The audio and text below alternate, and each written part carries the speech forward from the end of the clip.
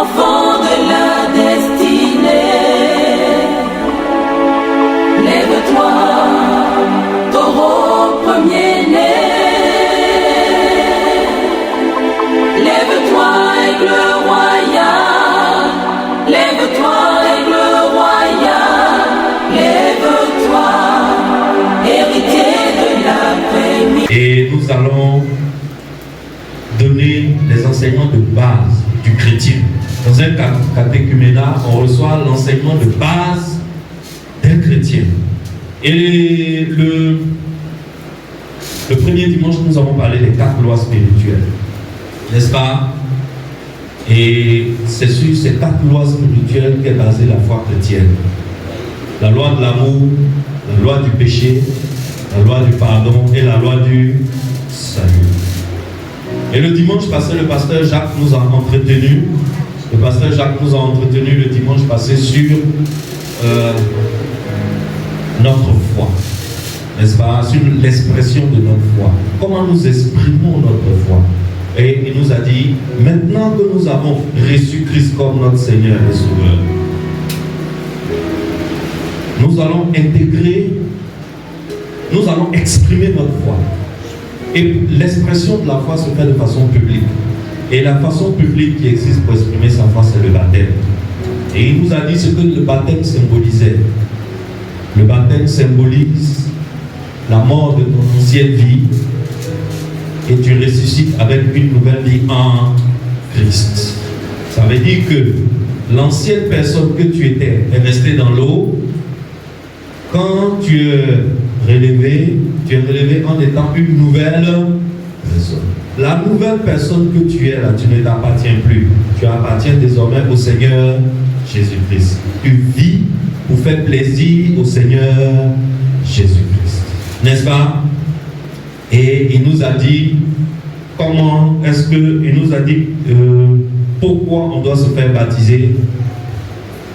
On doit se faire baptiser pour faire comme notre Seigneur Jésus-Christ, n'est-ce pas? Parce que Jésus lui-même, il s'est fait baptiser. Donc, en nous faisant baptiser, nous démontrons notre foi en Jésus-Christ. Et il nous a dit comment est-ce qu'on doit être baptisé. Pour être baptisé, il faut se faire plonger dans l'eau. Pourquoi? Parce que le mot baptême même vient d'une racine qui veut dire immersion, immerger, plonger entièrement la personne dans l'eau. Et celui que nous suivons, qui est le Seigneur Jésus-Christ, lui-même, il a été complètement plongé dans l'eau. Le chrétien, c'est qui? Le chrétien, c'est celui qui fait comme Jésus-Christ. Donc, comme Jésus-Christ a été entièrement plongé dans l'eau, un chrétien, pour se faire baptiser, qu'est-ce qu'il fait? Il se fait entièrement plonger dans l'eau. Pourquoi certaines personnes préfèrent rincer leur tête pour dire que c'est le baptême? Ils ont leur raison. Mais bibliquement, pour se faire baptiser, qu'est-ce qu'on fait? On se fait immerger entièrement dans l'eau. Et puis, l'immersion exprime mieux le sens du baptême. Parce que le sens du baptême, c'est quoi? C'est que je suis mort, enseveli, et je suis ressuscité avec Christ. Donc, quand on te plonge entièrement dans l'eau, ça symbolise ta mort.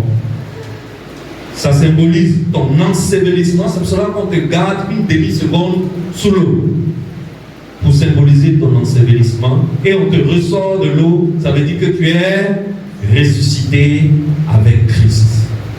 Alors, c'est l'immersion, c'est par immersion qu'on se baptise. Donc, lorsque nous allons faire les baptêmes ici, toute personne qui est éligible au baptême sera entièrement plongée dans l'eau. Amen. Alors, aujourd'hui, nous allons voir qui doit être baptisé. Qui est-ce qu'on peut baptiser? La Bible dit en Marc chapitre 16, verset 15 que quiconque croit au Seigneur Jésus-Christ. On baptise quelqu'un qui croit au Seigneur Jésus-Christ. Toute personne qui a compris les 4 lois spirituelles et qui a pris la décision de donner sa vie à Christ, il devient éligible au baptême. Est-ce que c'est clair? Est-ce que c'est clair? Toute personne qui a compris que Dieu nous aime et qu'il veut avoir une ligne de téléphone directe avec chacun d'entre nous, que malheureusement le péché a coupé cette connexion téléphonique, cette ligne téléphonique. Mais Dieu a prévu un moyen de régler ce genre de problème. C'est par effusion du sang. Tant que le sang n'a pas coulé, le péché ne peut pas être pardonné. C'est pour cela que Dieu lui-même est venu sur terre en la personne de son Fils Jésus-Christ pour venir verser le sang de Dieu pour nous. C'est là où tu vois ta valeur. Parce que pour te racheter, on n'a pas tué poulet, on n'a pas tué mouton, on n'a pas tué bœuf, on n'a même pas tué l'homme. Pour te racheter, on a tué qui? Dieu. Pour te racheter, toi qui es devant moi aujourd'hui, pour te racheter, il a failli le sang de qui? Le sang de Dieu. Regarde ta valeur. Regarde ta valeur. Regarde qui tu es. Ça dit que Dieu connaît notre valeur, mais nous-mêmes les hommes, on ne connaît pas notre propre valeur.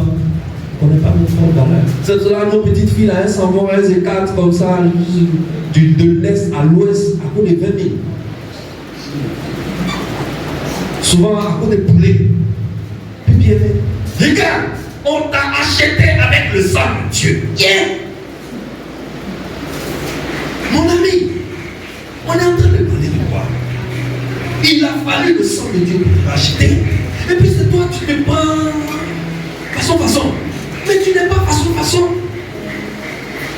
Tu n'es pas façon. Arrête de te comporter en façon.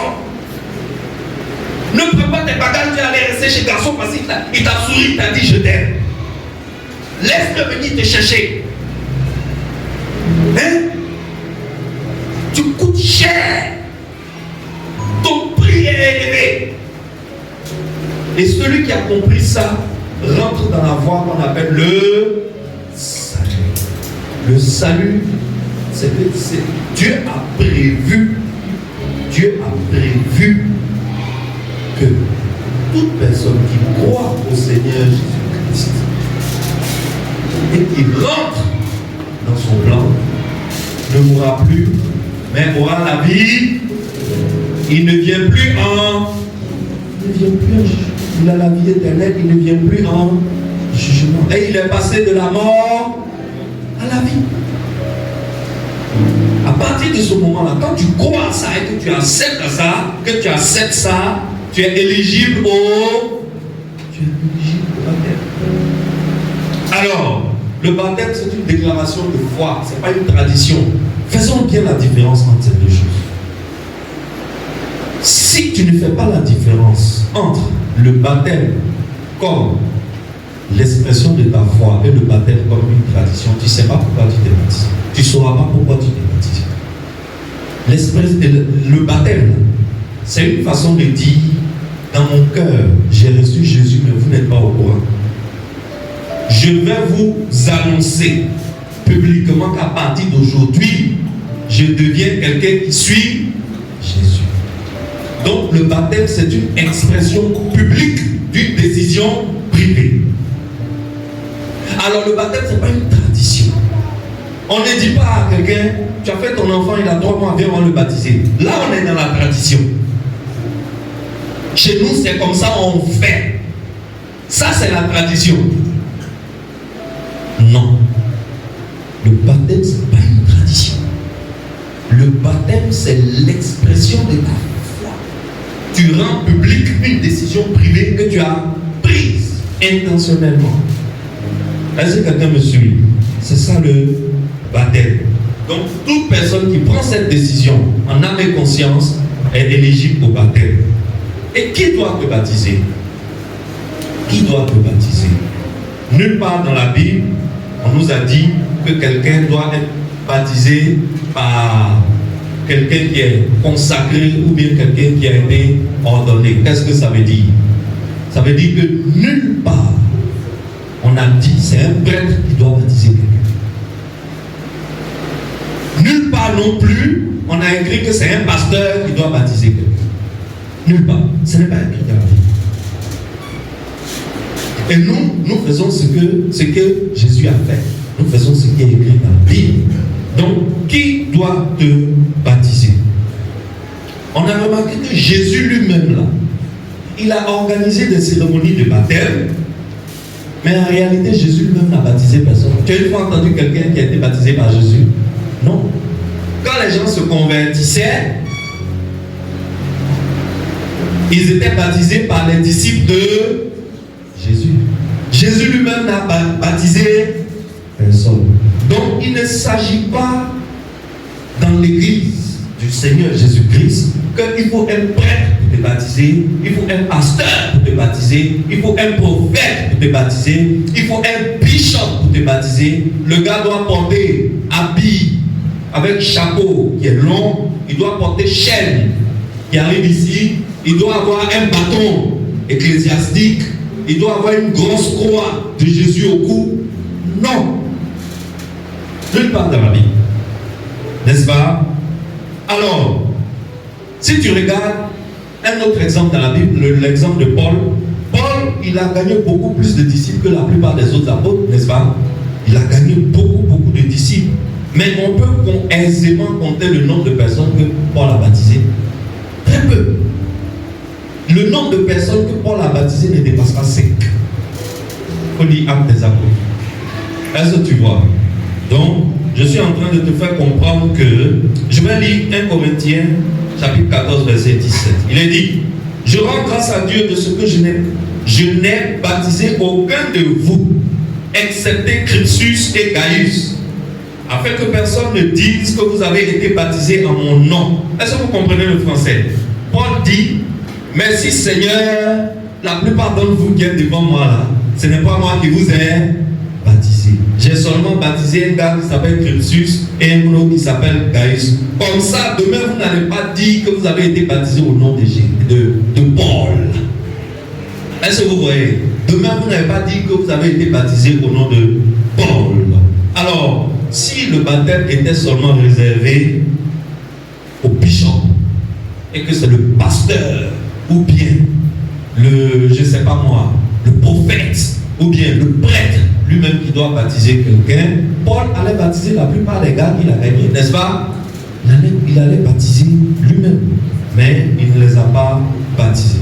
Il faut savoir que selon les enseignements du Nouveau Testament, quand tu lis bien ta Bible, celui qui baptise un disciple, c'est celui qui l'a fait venir. Est-ce que quelqu'un m'a compris? Est-ce que quelqu'un m'a compris? Si maman Dotsu a fait venir quelqu'un à l'église, il n'y a pas de problème, elle est habilitée à le baptiser. Elle est habilitée à le baptiser. N'est-ce pas? Philippe qui a baptisé l'unique Éthiopien, est-ce qu'il était bishop? Philippe, il servait à table. On est d'accord? Philippe, il servait les apôtres à table. Mais lorsque Dieu a eu besoin de faire baptiser l'unique Éthiopien, c'est Philippe que Dieu a envoyé là-bas. S'il fallait un bishop, un gars diplômé des facultés de théologie, un gars avec tous ses artifices d'archibishop pour baptiser quelqu'un, est-ce que c'est Philippe que Dieu allait envoyer à l'unique Éthiopien? Non. Il y avait les Pierre, il y avait les Jean, il y avait les comment on dit, les grands quoi. Les grands là étaient là en ce moment, n'est-ce pas? Ils étaient là en ce moment. Alors, quand tu vois Paul lui-même, qui a baptisé Paul? Qui a baptisé Paul? Un certain Ananias, dans la ville de Damas. Ananias, il était qui? C'était un disciple lambda. Mais Dieu a jugé que c'était bien que le grand Paul, qui allait être le messager de l'évangile de la grâce que Jésus voulait nous enseigner, mais il a estimé que ses disciples n'étaient pas prêts. Et il a attendu, il a transmis ce message à Paul. Et c'est Paul qui est venu nous enseigner cet évangile-là. Ce grand monsieur-là, il a été baptisé par un fidèle lambda qui s'appelait Ananias. Ananias n'était qu'un simple disciple. Alors, la personne qui vous encadre spirituellement peut vous baptiser. Je prends un exemple.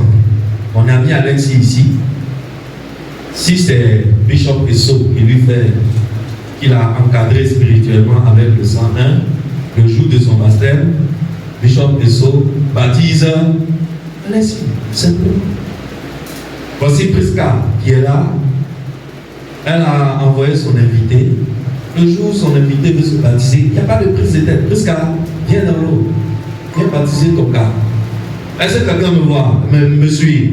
Parce que Bishop Théoulou, il nous a envoyé, comment ça, Monet. Il nous a envoyé Monet la dernière fois que Jésus a sauvé de la prison in extremis. Le jour du baptême de Monet, là, je vais appeler Théoulou. Elle dit Théoulou, viens dans l'eau. Baptise ton gars. Est-ce que vous me suivez? Dans la Bible, c'est ce qui se fait. Alors, ça ne veut pas dire que Priva va se lever demain matin, comme il a envoyé son camarade, il va le prendre, ils vont aller à la piscine à côté ici, il va le baptiser, puis il va venir m'annoncer. Ah, pasteur, j'ai baptisé mon ami là, hein? Allez là, il est baptisé. Non, c'est pas comme ça. On n'a pas besoin d'être archibishop pour baptiser quelqu'un, mais au moins le baptême se faisait sous l'autorité des apôtres qui étaient là. Donc le baptême doit se faire quand même sous l'autorité de l'église locale. De l'église locale. Donc on ne se lève pas comme ça pour baptiser les gens sauvagement dans les rivières. Non, ça doit se faire sous l'autorité de l'église locale. Donc on a vu maintenant qui doit te baptiser. On a vu, la première chose qu'on a vue, c'est qui doit être baptisé, c'est-à-dire qui est éligible au baptême. Et on a vu que c'est n'importe qui accepte la foi au Seigneur Jésus-Christ, n'est-ce pas? Quiconque croit peut être sauvé. La deuxième chose que nous avons vue, c'est qui doit être baptisé. La dernière chose que nous allons voir ce matin, c'est où est-ce qu'on doit baptiser quelqu'un. Nous sommes à l'école, hein, c'est catéchèse, on est en pleine catéchèse. Hein? Donc, si tu ne veux pas oublier, souvent c'est intéressant de prendre des notes. Dans l'ordre suprême, qui connaît l'ordre suprême? Qui connaît l'ordre suprême? Matthieu chapitre 28, versets 19 à 20. Allez, faites de toutes les nations des disciples. Baptisez-les au nom du Père, du Fils et du Saint-Esprit. Quand il a dit baptisez-les, est-ce qu'il a précisé baptisez-les dans la piscine, baptisez-les dans la mer, baptisez-les dans la rivière, baptisez-les au Jourdain, parce que c'est là-bas que Jésus lui-même s'est fait baptiser? Est-ce qu'il a précisé ça? Non. Il a dit baptisez-les. Alors aujourd'hui nous voyons dans le monde chrétien, il y a beaucoup de personnes qui choisissent de se faire baptiser en Israël. Vous avez déjà entendu ça, non? Ou alors ils sont déjà baptisés, mais Dieu lui a fait un peu d'ouverture, quelques millions sont rentrés. Au lieu d'envoyer l'argent à l'église, ils ont bâti un temple au Seigneur. Il prend l'argent, il prend l'avion, il s'en va en Israël, il va au Jourdain pour aller se faire rebaptiser dans le Jourdain. Vous avez vu ça, non? Souvent on fait passer des publicités sur Bénédicte TV. Hein? Venez, on organise un voyage, un pèlerinage, on met un grand nom savant dessus. Hein? On organise un pèlerinage en Israël, alors on va se faire rebaptiser dans le Jourdain. Excellence, Jésus a été baptisé dans le Jourdain par Jean-Baptiste, c'est vrai. Mais ce ne sont pas toutes les cérémonies de baptême dans la Bible qui ont été faites au Jourdain. Est-ce que quelqu'un me suit? Ce ne sont pas toutes les cérémonies qui se sont déroulées dans le Jourdain. Et même les disciples que Jésus a gagnés, il n'a pas précisé qu'on les a ramenés au Jourdain pour les baptiser. Est-ce que lorsque Philippe a baptisé l'eunuque éthiopien, il l'a ramené au Jourdain? Est-ce qu'il l'a ramené au Jourdain? Non.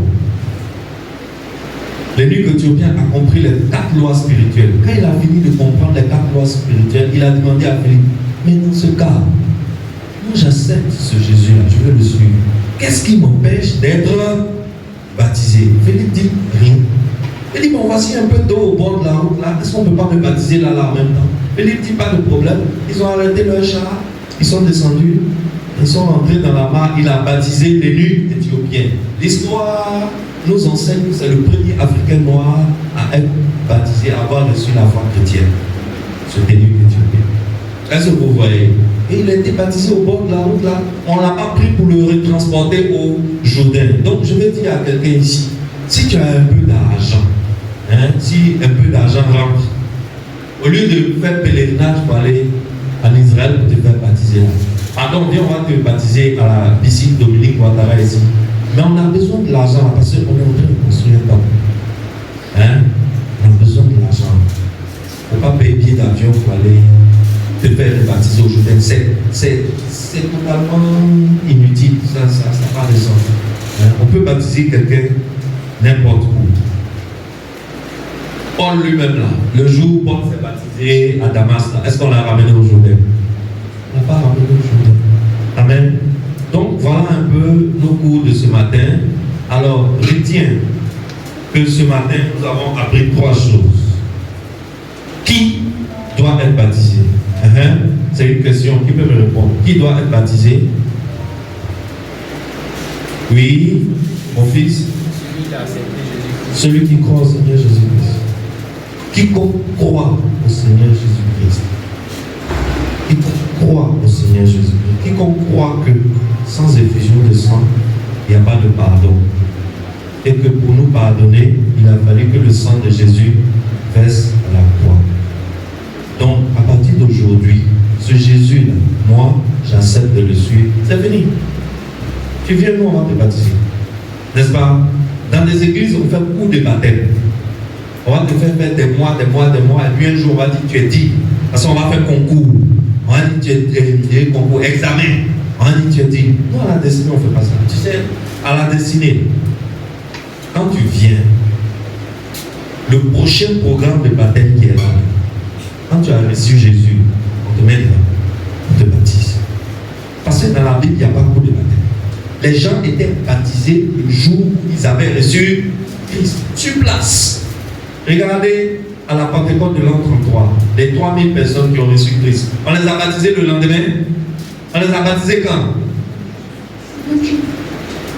Donc à la destinée, il n'y a pas beaucoup de baptême. Par contre, la destinée est une église qui oblige chacun de ses membres à passer par un cursus de formation. Un disciple doit être formé. Donc on ne te forme pas pour te baptiser, mais quand on a fini de te baptiser, on a l'obligation de te former à devenir un disciple de Jésus-Christ. C'est pour cela qu'on a ces livres. C'est pour cela que je vous ai dit, après ces séances de catéchèse à l'église, chacun d'entre vous va être enseigné par son pilote, individuellement, face à face. Face à face. Je ne parle pas des anciens qui ont déjà fait. Je parle des nouveaux qui n'ont pas encore fait. Celui qui t'a invité à l'église, là, il doit. Toi, qui t'a invité à l'église? La sœur Nadège. Donc, Nadège, tu dois trouver un temps pour faire cette formation aux frères. N'est-ce pas? Comme ça, ici, là, c'est une obligation. Dans cette église-là, même si tu es le pape François Ier, que tu mets pied dans cette église, tu veux devenir membre de cette église, tu dois passer par ce cursus de formation. Et la plupart de ceux qui sont ici ont déjà fait. Ceux qui n'ont pas encore fait, faites-le. Pourquoi? Parce qu'un disciple, ça se forme. On ne devient pas disciple par l'œuvre du Saint-Esprit. C'est école. Devenir disciple, là, c'est école. On doit t'enseigner. Moi qui suis devant vous aujourd'hui, je suis rentré dans le système destiné, ça fait 7 ans. Les Kadila m'ont vu me convertir. Les Kadila étaient à la destinée, chantaient au groupe musical. Quand moi je suis allé donner ma vie à Jésus devant. Mais si aujourd'hui je suis où je suis, c'est parce que moi j'ai pris ça au sérieux. Quand on dit venez, on va vous enseigner là, je pourrais. Est-ce que vous comprenez? Ça fait évoluer vite. Tu deviens un vrai disciple. Amen.